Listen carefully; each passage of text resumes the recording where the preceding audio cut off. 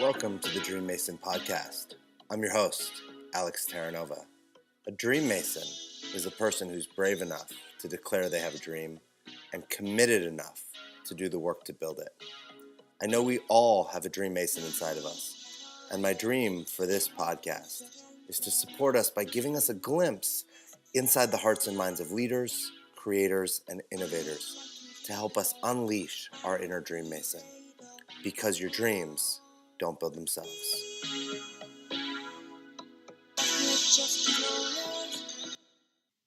What's up, and welcome back to the DreamMason Podcast. I'm your host, Alex Terranova.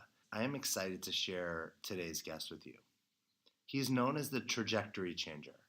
He's a 2-time best-selling author. He's a transformational coach. He's the creator of Amazing, a human excellence system, which teaches decision makers, public figures, professional athletes, and industry leaders a breakthrough formula that promotes peak performance in every area of their life. My guest today is Meiyoko Taylor. What I love about Meiyoko, and what has brought him and I close together, we only met a few months ago and we quickly bonded and connected. Meiyoko wasn't happy. He was obese, he was stuck in a relationship that wasn't serving him, and one day he experienced what he calls a mirror moment. His mirror moment changed everything, and now he's out in the world helping men and women create their own mirror moments so they can get empowered and change their own lives. Meiyoko and I talk about the vulnerable process of realizing you aren't living the life you desire, and the process to experience that change. We talk about the courage that it takes to go against the grain, to not listen to your society or your family or friends, and really follow your own inner wisdom. We share our experience as males in the world of learning to feel and to share our feelings and emotions, and the challenges that we as men face in learning to become vulnerable. I know you guys are going to get value out of this. Meiyoko and I share tools, and he just brings a ton of wisdom, fun, and practical knowledge. So let's get to it. Let's meet Meiyoko Taylor. Meiyoko, how you doing, man? I'm good, man. How about yourself? I'm really good. We've been talking a lot lately, so I'm glad to get you on here. I'm really glad to get another powerful man on the DreamMason Podcast. It seems like they were so hard for me to find, and then I started talking about it, and now there's just like powerful men showing up. Yeah, like attracts like, man. That's what's happening. Nice. You know? Nice. Yeah. So give me before we really jump into all the things, who are you? What do you want people to know about you from you? Very good question. Outside of my profession, I'm a human being just like everybody else. I'm somebody who's been through certain challenges in life. I am a lover of people. I love connecting people. I love seeing people win. I love seeing the development and the process of someone who's been in an adversity or a challenge, and they become shapen and molded into this different individual, and it's exactly who they want to be. And they begin to prosper in life, the way that they intended it. So I'm that particular person where you look at me and you say, you know what, this guy's doing it, and I can do it too. So I always try to remain to be that guy next door, average Joe type of persona. When I connect with people throughout the world, in my families, throughout society, because I don't think that's shared enough. I think we live in a society where it's either you're at rock bottom or you're on this high pinnacle, and there's really no in between. So I'm that particular person that's going to show you and be that example that, you know what, he's an everyday person doing extraordinary things. So that's who I am. Nice. I love that. Everyday person doing extraordinary things. That's great. That actually feels like sums up a lot of the people that come onto this podcast. They're not necessarily quote unquote famous, but they're having a huge impact in the world. Right. Mm-hmm. Nice. How did you get here? As a man, you weren't born and hey, I'm just going to do this thing. What's your origin story? It's interesting. One of the things people always ask me is, how'd you become a coach? And I often say coaching chose me. I didn't choose coaching, and it plays a very, very big part in who I am. I was always the type of person to give people advice when I was younger, very, very philosophical. Just Mhm. like to learn about different things, different people. That's just who I was, who I am. And somewhere along the way, man, I just lost my way. I started listening to what everyone else was saying, my parents, my peers, just my overall environment. And I found myself living a lie, man, a life that totally did not, identify with who I was. I mean, I was working at a 9 to 5 that I hated.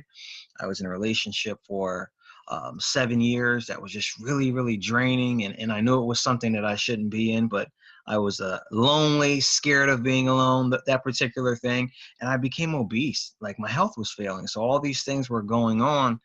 And, I remember looking in the mirror, and I think I've told you this story before. I just burst into tears. Like I had this mirror moment is what I call them.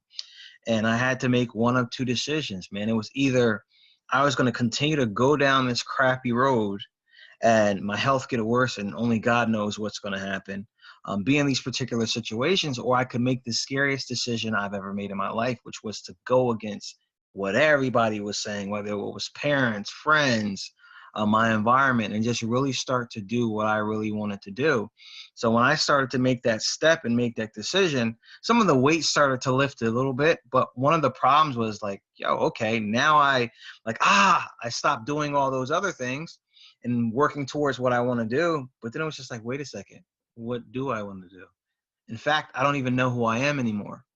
So this became this whole process in my journey into personal development, because I really had to reconnect with who I was. Not only just reconnect with who I was, but really find out who Meiyoko the adult was now, because he got lost in it. He was lost in Mhm. everything else that I was doing. So that's when I really started to look into personal development and mindset and all these different things, and started looking at Tony Robbins, Zig Ziglar, Jim Rohn, a lot of Les Brown, and just different people, and it started to really fascinate me, because I didn't really know that personal development was actually a thing, a process, something that you're supposed to be consistently doing in life. And I just really got engulfed in it, man. And that's when the nurturing and connecting and loving people and wanting to help and to teach started to come back. But the problem is I'm a firm believer that I can't teach anything that I haven't experienced myself. So my next question was, all right, so I know I want to do this, but I have to get out of my own situations. So I started to take inventory of the things that I was doing. And one of the things that I realized, listening to a lot of motivational speakers and different people, was the motivation was good, but I didn't have the implementation and that consistency, that momentum afterwards. So I would go home to, some situations that still weren't right, all excited, but after an hour, it's just like, well, that wore off. Um, right. Yeah, So yeah. that's when I really started to say, maybe there's a process to this, and it's different from person to person. Sometimes the overall foundation is the same, but it's going to affect everybody different. And that's when I really got into coaching and really pursuing it very seriously. And I reached certain levels of success. But then the next thing was, one of my first questions was, how do I teach this to somebody else? Because there's somebody just like me, or somebody else that's going through the things that I've gone through. So how do I help somebody else get out of that particular, mosh pit or quicksand that they're in? So how do I help them? And that's pretty much, the rest has been history. And that's just been one of my life's passion, to really, really, connect with people and show them how to go from point A to point Z, and at least get to that place where they're starting to pursue what they really want in life. And that's where we are today. I mean, that's what I do day in and day out, man. I love the mirror moment. Like, I love that you have a name for it. And we've talked about this. Like, my moment wasn't a mirror moment. It was, I say the universe punched me right in the nose. Like, Right, it right, just hit right. me You, and you woke you had me. a UFC fight, man. I mean, Yeah, it woke me up. But it was the same thing. Like, I got hit and I broke and started to cry. The thing that I think is really unique about my situation, your situation, and lots of other people have had situations like this. I actually think that you and I and a lot of other people had opportunities that we didn't take. Like, I think like the mirror moment, the universe punching me, that happened throughout the course of our life, like to wake us up, and we ignored it. We pushed it aside. We chose not to look. What gave you the courage? Because I think that's what it is. It's actually courage to be with the vulnerability of the moment, and the fear to look inward. What actually gave you that courage to make that moment in the mirror the moment that things were going to change, like moving forward? I think it was two things. I think one, I was so tired of that particular life. It was literally like I felt who I really was dying, like inside of me. And it was just eating at me. And I had to do something. And then I think it was the moment I stopped caring about what everybody else thought. I mean, it was just like, you know what? I was sitting one day and I'm like, everybody else is living their life. I'm not telling them how to live their lives. They're going about doing whatever it is they want to do. And here I am. All of my actions and my behaviors have been kind of tailor-made by everyone else's opinion and what I should do and what they think I'm good at and what they think I should pursue, what I should stay in, what I should leave. And when I stopped caring about that, that's when what really was exposed was this pain, this inner pain that I was feeling because I had neglected myself for so long. So I agree with what you're saying. I think we've had moments where we should have been awakened, but it's only until we get to the place where we have that clarity and that self-awareness where that feeling, that alarm button is just magnified. So that's what it was. When I stopped caring about what everybody thought and started focusing on me, that's when it all hit me, man. It's when it's just like, oh my God, I am in trouble. Like I'm in danger. Like I'm dying. I'm alive, but I'm literally dying. And that's when I had to do something. Yeah, that's great. It's funny. It's so cool. I mean, I think when we talked the first time, we both saw these similar conversations, because that's how I felt exactly. Like I can't actually go on living like this. Right. And the cool thing is, it's not like either one of us were starving or digging out of dumpsters. We were actually normal people living probably better than the average lives. Absolutely. And probably in the top 10% over the course of the whole world. Like we probably had more than most. Mm-hmm. But inside there was that piece that was, for me, you talk about it as dying, and I talk about it as there was like this vacancy. It was this hole in my heart. Right. And the void. Yeah. And I love it because it's that thing of like, I can't go on one more day being like this. It's just not going to work.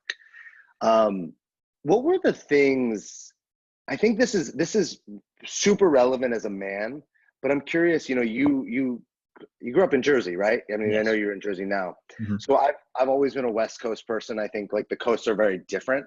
But I think I'm really interested to hear, as a man, but also just your experience as a human being, when you decided things were going to be different, you were going to flip that light switch and change after that mirror moment. What were the biggest hurdles, obstacles, challenges that you got from like society, your family, and culture? Very good question. Okay, so one of the things, this is funny, I'm laughing because I think about it. One of the things that I kind of got laughs with when I talked about coaching, you don't see a lot of male coaches, believe it or not.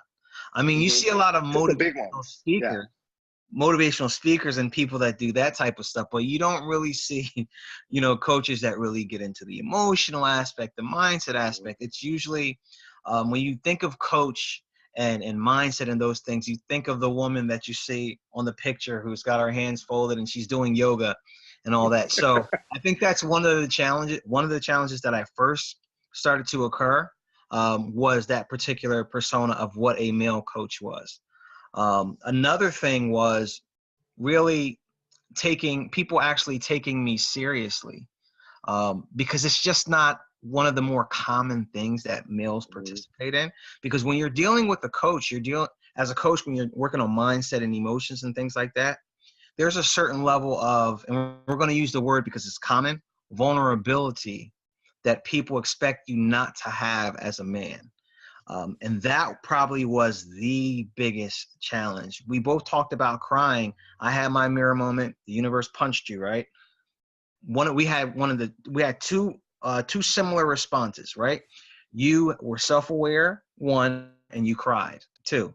Now, the second one, the crying, is something that is completely shunned upon in our society as males. So I think that was the biggest challenge, getting in touch with my emotions and realizing that it's okay to feel, it's okay to cry, it's okay to be upset, it's okay to process, because I went through a whole, literally, and I do this every now and then, I go through like a cleansing period, man, where I'll cry.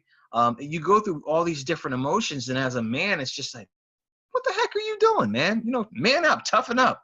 You know, what are you crying for? What are you down in the dumps for? Like, you're not supposed to worry about that. You're a man, you know, puff up your shoulders and get on with life. That's how we're taught, you know, in our society. Most men are taught this way. So that was the biggest challenge for me, to learn that it was okay to tap into my emotions, and to be a good coach or a great coach or to help people. You have to do that. There's no way you can be an effective coach and not really be in touch with your emotions, especially those emotions, because this is what people deal with on a regular basis. So that was the biggest challenge for me, Alex, by far the biggest challenge, the emotional aspect of it.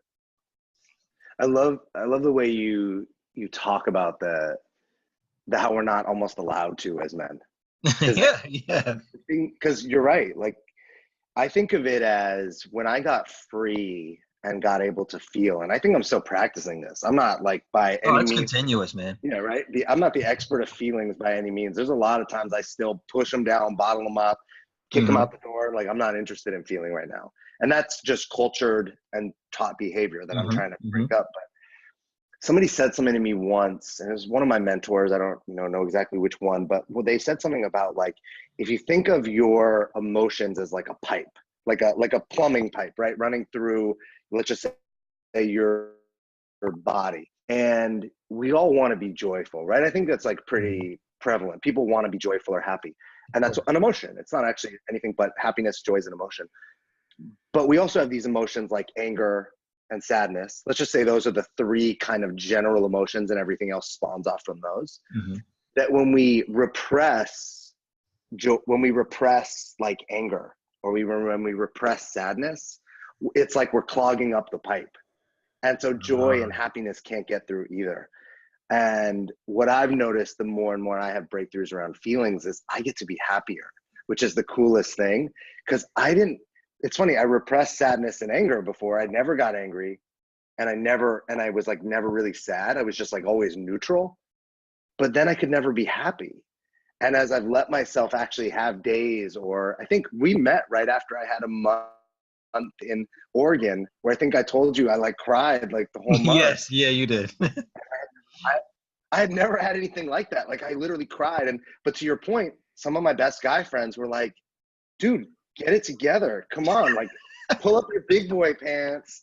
I'm like, get on the phone and get another client, or do whatever. And it was like, no, you don't get it. Like, I'm actually doing the thing that I need to be doing from like a higher, like a soul level, heart level, something else that's bigger than like what we were taught. Right.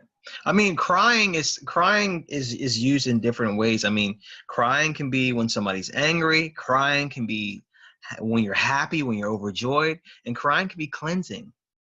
Crying is a form of cleansing sometimes. And the thing, and the big stigma around being a man is that we are not allowed to feel. We're not allowed to feel depressed or feel sad or feel disregarded or neglected. It's always projected that men have basic emotions. Okay, we're either happy, we're excited, or we're angry, disappointed, but it's all of the more dominant feelings, and then all the other ones that most people look at as the sensitive, the sad, the compassionate, the loving. We have to project that in a certain way, and it presents this psychological block in your mind as a man, to where it's just like, okay, I have things going on in my life, but like you said, I'm just going to clog up the plumbing, because as a man, I'm not supposed to feel this way. And if I am feeling this way, I'm supposed to be ashamed of how I feel. And this is like the danger as a man. This is why a lot of men, they do studies, and more men have heart attacks than, than women in these particular things, because we are not taught that it's acceptable to be able to process certain feelings. And it's a very big problem. It's a very big problem. What do you see for you? And you can look at you, for your clients, other people, as the biggest, aside from like, hey, the heart attack, what's the biggest cost or consequence, in your opinion, of the not actually feeling and embracing our feelings? I think you can't really fully embrace, appreciate, and accept life. I mean, you have to feel every gamut of emotions. I mean, every gamut of emotion is what shapes us as human beings. I mean, even the emotions we don't want to feel sometimes, the anger, the disappointment, the depression, the frustration. I mean, those particular things send us through cycles of learning and developing. So they're necessary. But if you don't really feel those things, how can you even know what it feels like to be happy? How can you even appreciate happiness? How do you even know what happiness is if you've never experienced sadness? So I think when you deprive yourself from feeling, you are literally only half of yourself. And that's just how I feel. You are literally only half of yourself. Because what's going to happen is you're going to start pretending to be something and someone you're not. You're going to be pretending to feel happy when you don't really feel happiness. You feel sadness. And I really think you throw your mind and your body completely out of whack. So you have to feel these different chains of emotions at different times in your life. How would you support a man who's listening to this, or a woman, right? Because there's women that don't embrace all their emotions, and there's men that do, right? It's not just a man-woman thing. Right. I would say it's more of a feminine, masculine thing, and we all embody all the traits. But what would you give somebody who's listening to this and it's like, well, I don't know how to feel. It just doesn't happen for me.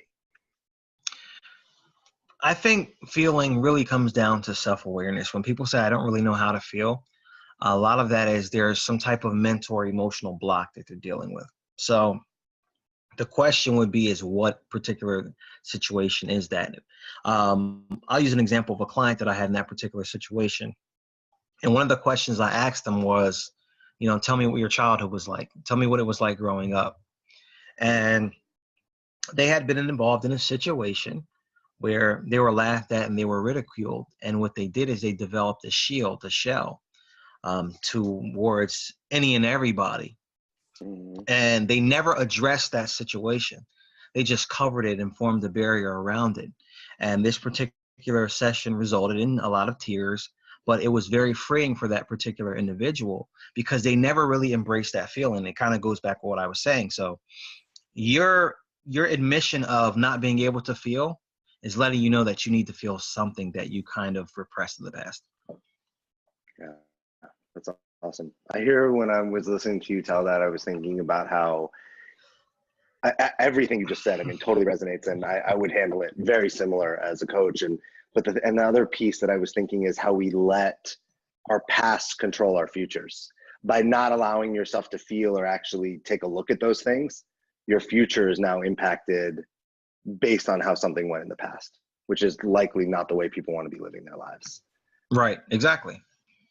What's your big dream or big dreams? I assume you have more than one. My big dream, I would like to be on a much bigger platform. And one of my biggest dreams is, and I often talk about this, most people that know me, I talk about this all the time.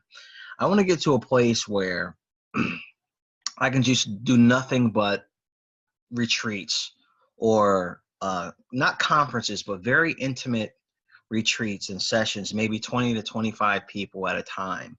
And really actually sit down with them and figure out what's going on in their life, what they're repressing, what has been buried underneath the surface, like really doing some deep, digging in and what it is they truly want out of their life, what's been going on, why they're not getting it, and just do this completely over and over and over again, different sets of people, different experiences, male, female, United States, Europe, international. That's actually one of my biggest dreams, to just be fully immersed in people that really have the need to want to change. Because I think most people don't realize, as coaches, and I'm sure you can attest to this, Alex, as we change people, we're actually changing ourselves at the same time. I mean, there's been many a times where I've coached someone and helped someone, and I'm coaching myself, while I'm helping them. And I think that's the amazing thing about it. So that's definitely one of my dreams, to wake up in the morning, catch a flight somewhere, and actually just immerse myself around people that really want to change and better their lives in some way, shape, or form. Nice. What do you think the thing for you personally is right now in the way that you're working to move out of the way so you can actually make that dream a reality? Very good question. I love that one. So one of the things, probably the major thing for me, that is or would prevent me from doing that is, I want to say, not necessarily organization, but mental focus. I think sometimes when, and I just was talking to somebody about this, about burnout, as coaches, I think sometimes we want to help so many different people, and we're here to serve. You just have that spirit of serving and loving and nurturing people. Sometimes you get hit with so many different opportunities to share your gifts or to help other people, you become overwhelmed. And with overwhelm and lack of focus, it kind of throws you off balance. And those things that you really should be focusing on, they kind of spill over into something else, and it just gets very, very messy. And once it gets very, very messy, it starts working on your mindset and different things. So I think that's definitely something that I have to work on, because I want to help. I want to add value to so many people, but you have to be disciplined and focused and to stay in alignment with what it is that you want to do, because there's always so many different distractions. And I tell people, not every opportunity is your opportunity. And that's something that I'm still learning, because I'll get somebody to call me and they're like, there's this opportunity for you to help somebody. Oh, yes, I'm on it. But then it's just like, you kind of neglected this particular thing. So it's really staying mentally focused. I mean, it's very, very, it's a challenge for me at times to do that, because I want to help everybody. And the reality of it is you have to have a level of focus on what you're doing. Do you have a practice or something that you do that keeps you, like, hold you accountable to that, to have that breakthrough? Oh, absolutely. And it's funny that you said that, because I stopped doing it, and I had to kick myself in the butt the other day because I stopped doing it. So I have something called the mason jar trick. And what I'll do is you need a mason jar, screw jar, a Sharpie, and a Post-it notes. And what I'll do is I'll put my major goal, my vision, whatever it is, I'll write it down, and I'll stick it in a mason jar, and I'll put it on a vision board and all that stuff. So everything that I do that brings me one step closer towards my vision or that goal, I'll write it down, and I'll put it in a sticky note, and I'll throw it in the mason jar. So that mason jar always reminds me that I have to deposit something in there. So Love this. I write things down every single day, right? And so what I'll do is at the end of the month, if I'm ever feeling discouraged, or, because we get that. We have ups and downs. What I'll do is I'll open the mason jar and I'll pour it out, and I'll see all the things that I'm doing that I've accomplished and that is keeping me focused. So it does one of two things. It helps me see that I'm making progress when I have those particular down moments, and it creates a repetitive habit and a routine. And it's so funny because I did it for, I want to say, about 3 years straight. And for the past 2 or 3 months, I was just like, I got overwhelmed with other opportunities and other things. And literally, it was a difference. So it's something that I'm being very transparent that I had to go back to and say, all right, go back to the foundation and what works. So I would say that. That's an awesome practice. I'm sitting here as you're talking about it going, I want to go get a mason jar for each of them. Like one for my book, one for my well-being, one for my Right. podcast. And I see it like on a counter, you have like 5 or 6 lined up. It's such a, I don't know if it's like a tactile is not the right word. That's like your feeling, but it's such a, I guess it's visual. It's such a visual tool that, I think sometimes vision boards can actually like beat us up a little bit. Yes, and I they know can. that's not the intention, but like They we can. create vision and we put it on the wall, And if we're not, we don't ever know how close we are to it, right? Because Mhm. it could appear like you're really far from the goal, and next thing you know, you got the goal. But if we feel like we're far from it, and then we relate to the goal as being far away, we can beat ourselves up. And Yes. a lot of my clients, I'm really hard on myself, so I get a lot of clients that are really hard on themselves. What I love about that practice that you have is, so like my mason jar is a project my book is a project. Mhm. And it's now, unless it's empty, then I could really beat myself up, but I'm working on my book all the time. Mhm. It's just, to me, what I see that practice is it makes you relate to the journey versus the end. Yes. So I'm seeing it fill up versus going, there's no book, which is just another way sometimes to kick your own ass. Yeah, well, we forget. Well, it's amazing. You would be surprised how often we don't celebrate the small wins. Like, we're so focused on the end game, and it's just like, but I did this yesterday, but I did that. You shouldn't have to. It's almost we have to remind ourselves of the small wins. So that's just a way of saying, wow, you know what? I did this, I did that, I did that, and then you continue to go. And it's psychological because nobody wants to see the jar empty. It's really cool when you do it. It's a simple but very powerful practice. Nobody wants to see that jar empty. So when you're walking in, like, you may have it on your kitchen or something, and you're looking at that jar like, man, I gotta put something in here. Like, what's going on? So it really works. It's effective. And I think we're doing a lot of little things all the time that we're not, whether we celebrate them or wins. But you know, if I send an email to 5 people that I really want to be on my podcast, Right. that's 5 things that go in the jar. That's a sticky note, man. That's a sticky note. Exactly, but it's not something that we see. So it's a genius practice. I don't know if you invented that or you got that's it's funny. I saw it on an article, and were doing it a different way, and it just instantly clicked with me when it came to like coaching. I'm like, I'm going to use this another way, and it's worked wonders for me. But I stopped doing it. That's the thing. You have to be consistent. Besides the retreats and really waking up to support people, do you have any other big goals that you see in your future that you want to create? I want to write a New York Times bestseller.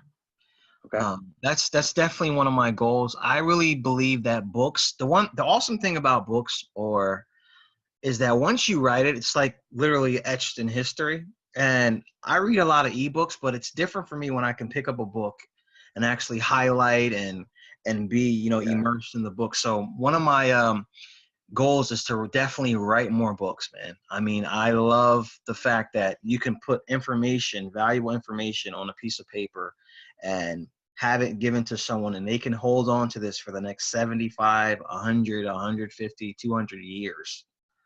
So that's definitely, I want to definitely do more books and written materials without question. Nice. And more traveling. Okay. Definitely more traveling.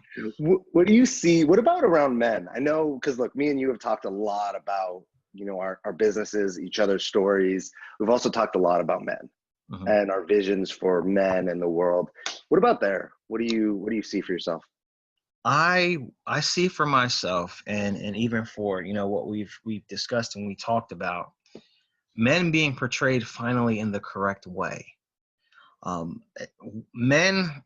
We're stereotyped often as being insensitive, that we don't understand women, all these particular things, we're not emotional, we're grumpy, all these different things that we're categorized as. So it definitely is part of my purpose to show men that it is okay to express every emotion that there is, because you're a human being.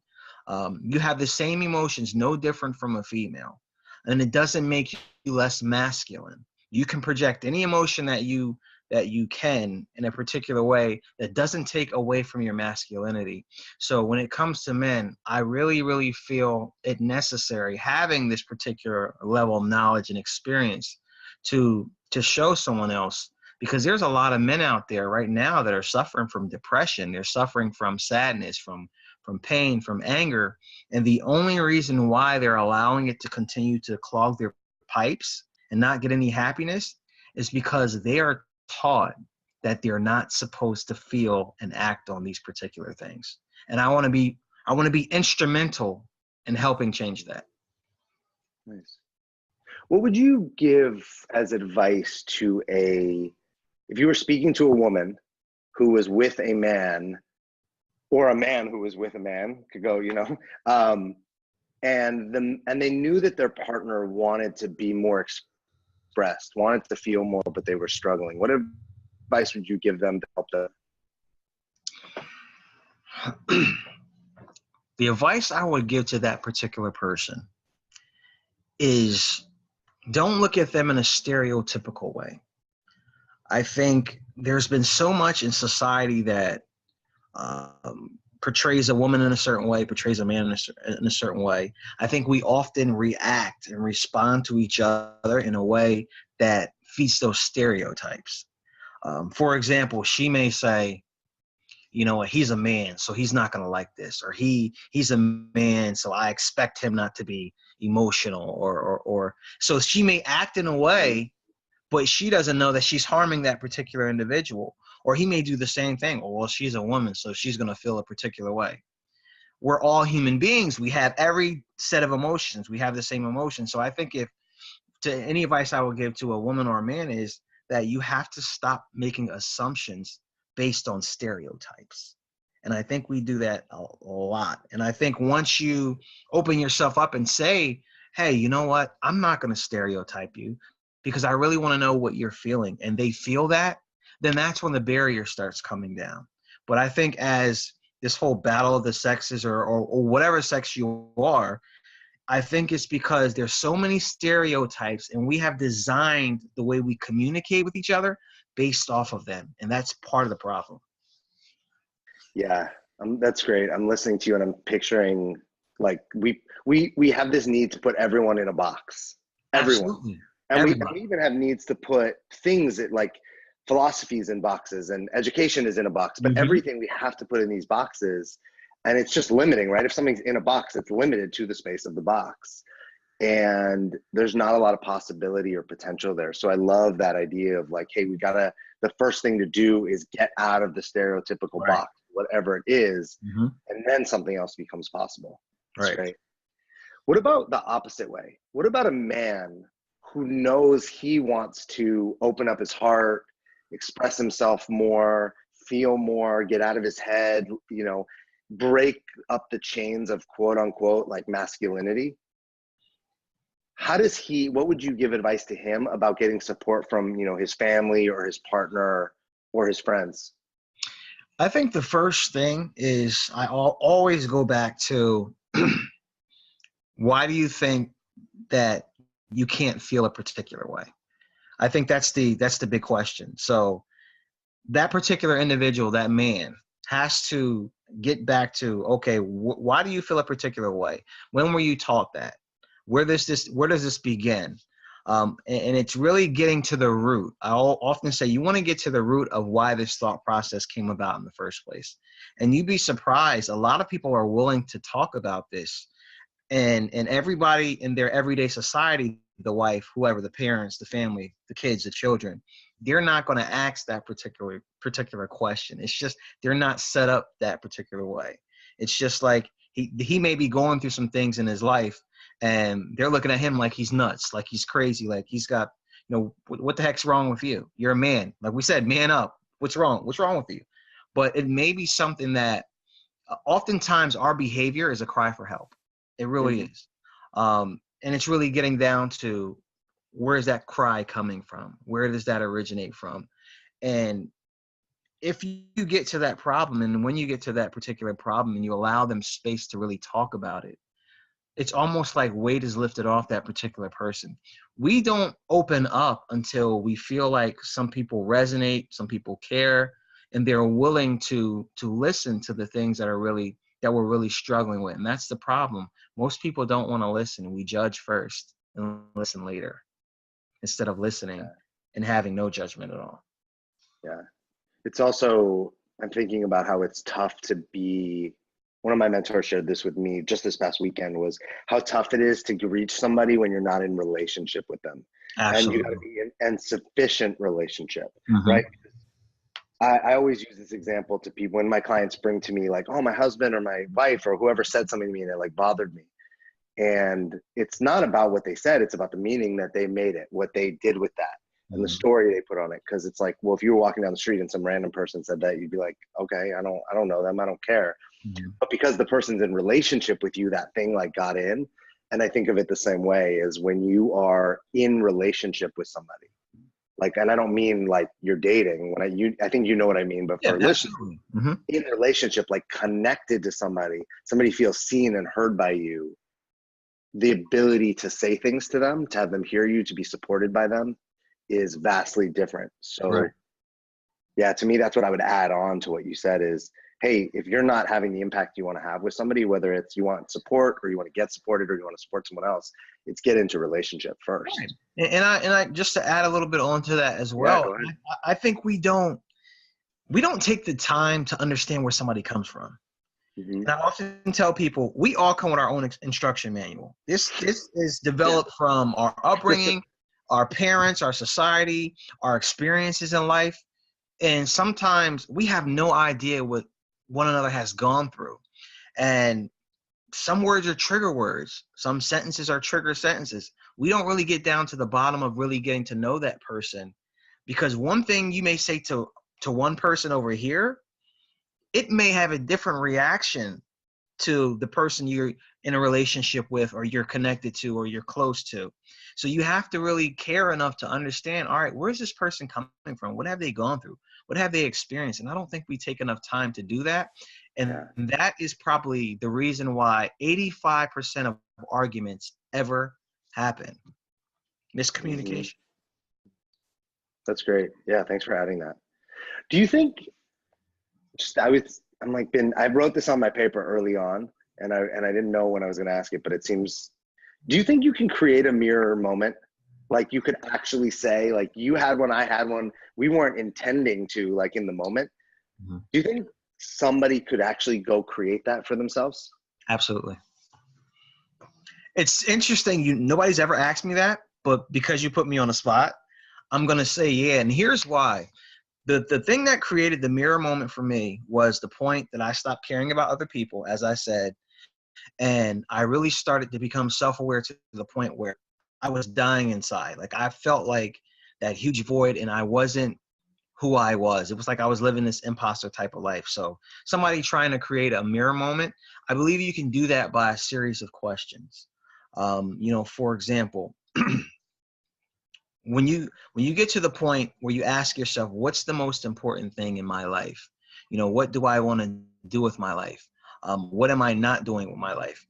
I was taught, by other people who I've coached, who has coached me in the past, and in different books, questions are one of the most powerful things we have, and they are. So to answer your question, I think people can have a mirror moment by asking the right questions, because questions trigger thoughts. Thoughts are going to trigger emotions, and if you have the right question, it's going to trigger the right thought, and it's going to bring out the right emotion. It's not going to feel good, but it's going to bring out that right emotion. And I think you can definitely have a mirror moment. Oh, yeah, absolutely. Nice. I still have them, by the way. I still have them. I still have them. I thought, it's funny. I thought I was going to have this one mirror moment early on, and that was it, man. I was good. But no, every now and then you have those mirror moments again, because it's life. It's a consistent journey. And sometimes we kind of fall off the horse and we have another mirror moment and we have to get back on and continue to, proceed with what we're trying to aspire to do. So, absolutely. Yeah. Mm-hmm. I think I love that I've never asked anyone that question before. I've never even posed it like that without knowing the mirror moment concept. But as you were talking and I'm thinking about it, because when I asked it, I didn't know the answer. I actually had no idea what I would have said if you had asked me it. And as you said it, I'm like, I totally agree with this. Mine was like yours. I mean, I had my punch in the face because I realized I wasn't grateful for anything. Right. And yet I was like probably one of the luckiest people on the planet. Mm-hmm. And how shitty is that? And it made me like, how am I over here hating my life? Not hating my life, but how am I over here with that void inside? And yet I have so much to be grateful for. That's what kind of opened it up for me. And that's a question. You ask yourself a question. Yeah. And I think I wasn't even conscious of it. Like, that's why I say it was a punch in the face, because I think I got a little bit lucky.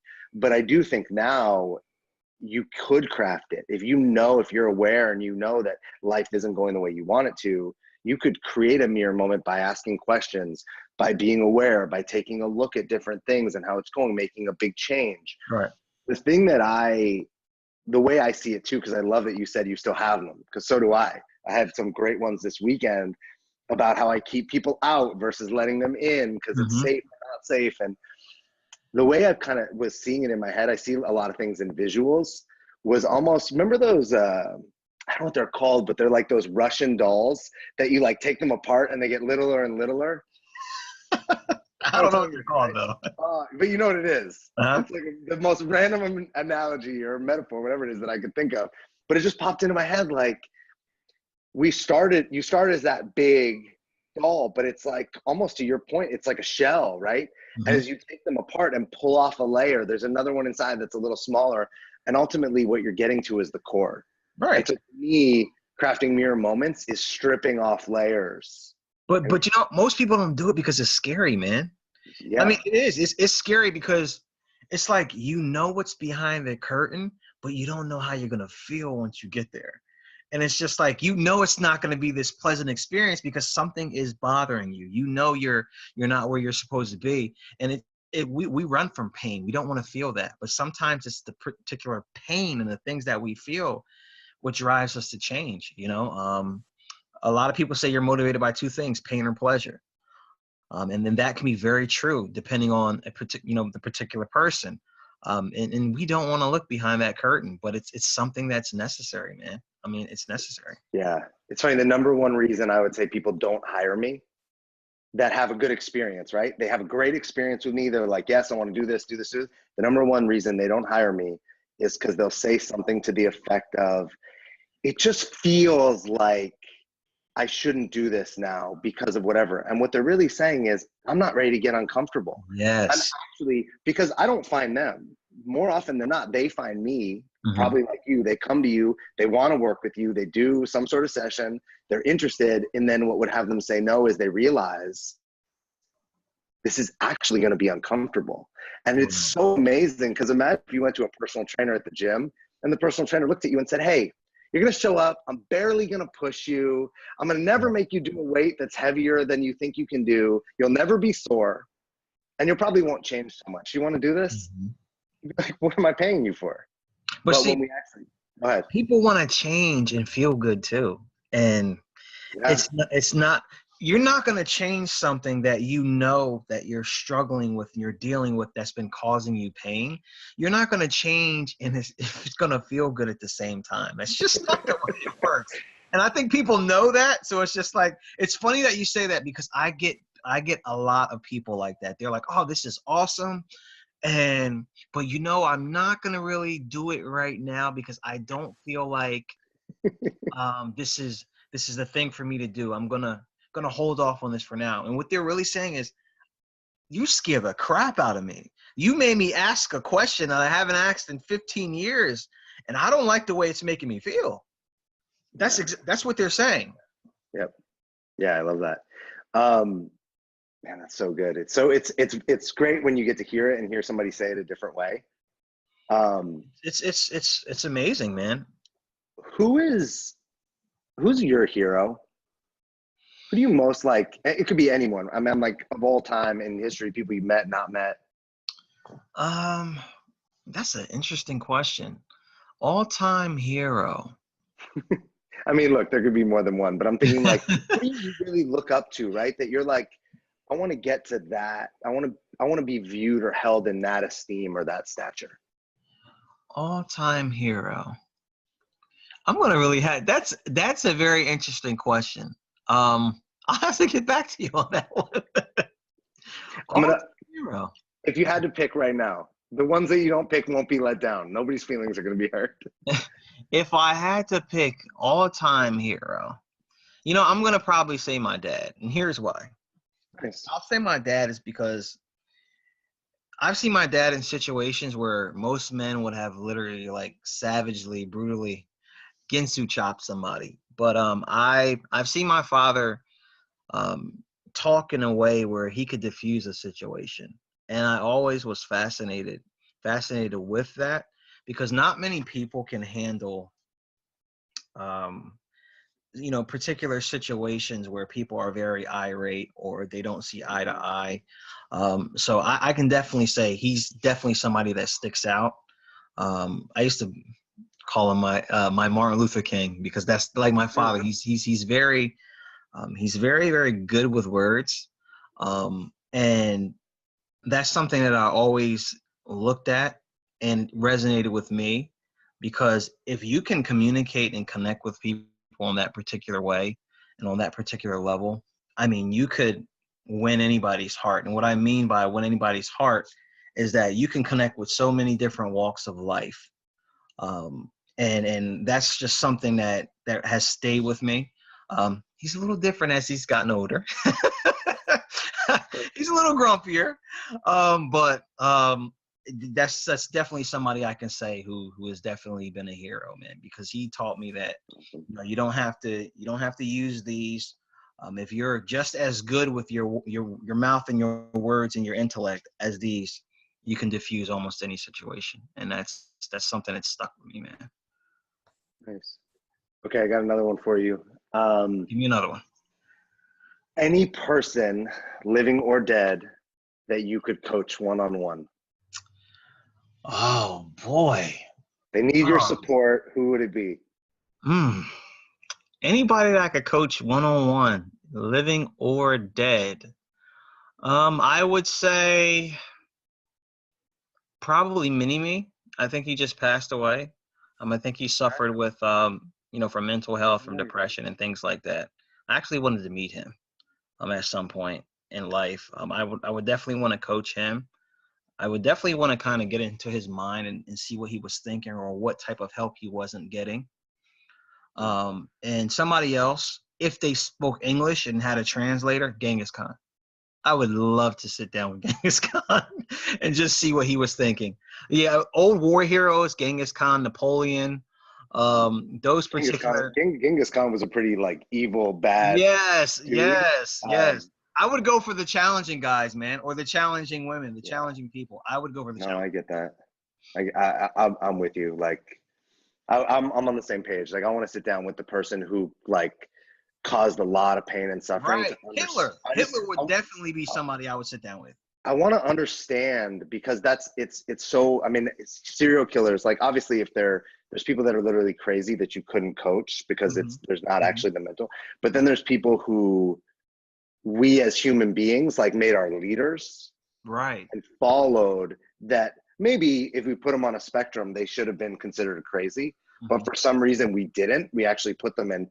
There's some craziness and depth to how that works and whatnot. But I would definitely say Hitler, because the way he was able to, engulf a nation and the things that he did, I would love to talk to him. I know that sounds probably crazy to a lot of people, but I would really love to see what was going on in his mind. What was his thought process? Yeah. Well, it's just the opposite. You have Hitler, and then you have Martin Luther King. Right. And one is all from love and one is all from hate. And yet they were both people that people lined up to follow, essentially. But how did they get there, how did you get here? I would ask him, how did you get here? So that would be very interesting. Yeah. What's this thing for you that's still the scariest thing? The thing that is in your way, whether it be for a dream or your life, that still scares you? The thing that scares me. I say one of the things that scares me the most. I don't know if I can say it's in my life, but this scares the crap out of me.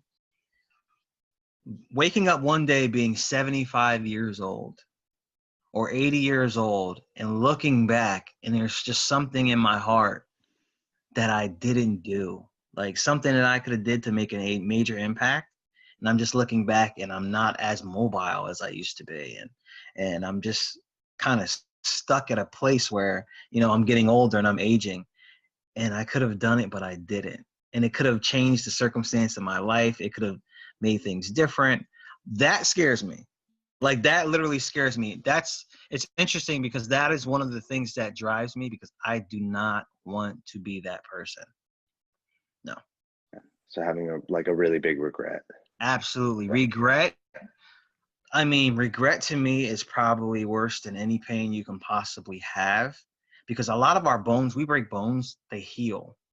But regret, if it's something that you can't change, you know, there's some things in life, most things we can change, but there's some things in life that I've talked to a lot of older people that they can't go back and change because that person's not here, or that situation is just not viable right now. I don't want to be that person. I don't think anybody should live their particular life to that particular degree. So at the end of your life, or when you're older, you can sit back and kind of say, you know what? Yeah, I can really say I gave this thing my all. I gave it my best, and I added value. I regret. No, that's just not something that I want to deal with. So yeah, that scares the crap out of me, ladies and gentlemen. Regret. What any other advice that you think before we wrap this up that you're like, hey, I just need to share? And look, I want to tailor it for men.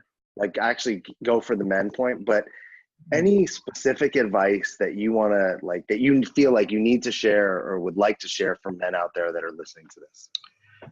What I would like to share for every man listening, if you can take one thing and leave it actually with you, I'll leave you with this. Stop allowing other people, other things, society, media, whatever it is, to determine what is strength and what is weakness. Really look within yourselves. Don't be afraid to tap into your emotions, and really embrace masculinity for what it is, because you're not truly being masculine if you are not going to be brave enough to express all of your emotions. You're a human being. You're going to feel all these different emotions: sadness, anger, love, pain, hurt, all those particular things. So don't be afraid to be human. Don't be afraid to feel. That's my advice to every man out there. Nice. Thanks. How do people keep up with you? I know you have a podcast. You've written some books. I'll put all this stuff in the show notes, but if people want to learn more about you, track you down, follow you, where do they go? What do they do? They can actually visit me on Twitter and Instagram. It's Meiyoko Taylor, M as in Mary, Eiyoko Taylor. And they can go to www.meiyokotaylor.com. Nice. Cool. What's the podcast? Oh, the podcast is called The Art of Winning Show. It's available on iTunes, Android. We actually have a website, www.theartofwinningshow.com. And it's actually been going very, very well. We're changing some lives. And we're having fun doing it, man. Just like you are. Yeah, I love you guys' videos. You guys make really good social media videos. Thank you. Yeah, for you guys are a relatively new podcast too, like mine. And you guys are doing some cool stuff in the sense of it looks like you've been at it for a really long time. Thanks. We got a good guy. If you need any stuff, let me know, man. I'll hook you up. I might have to do that. Meiyoko, thanks for doing this, man. I'm when we met, I felt like a bond and a connection to you as a man who has a different but similar story. Mm-hmm. I love your vulnerability. I love your willingness to take a look at yourself, your willingness to feel, your stand for men, that it doesn't have to be this way. I love your stand for humankind, for people that like life, not just men, but human beings, to live better lives. It's just always apparent how much passion you're driven by and how much love is in your space, because you can't do this. There's a lot of better ways to go make money. There's a lot of easier ways to wake up in the morning. So I'm just always clear, hey, this guy is committed. This guy's honest. He's real, because it actually connects with him in his heart. So thanks for that. Thanks for bringing that. I appreciate it, man. I feel the same way about you, man. Like attracts like, man. Thanks. I appreciate it. Yeah. You're welcome. Thanks again. Thank you. Take it easy. Thanks for listening to another episode of the DreamMason Podcast. Please subscribe to the DreamMason Podcast so you don't miss an episode. Share it with a friend and give us a review on iTunes. I am grateful to have had you here. If you want more, you can follow or reach out to me, Alex Terranova, on Instagram at InspirationalAlex or at thedreammason.com, or email me at alex@thedreammason.com. And remember, you are a Dream Mason because your dreams don't build themselves.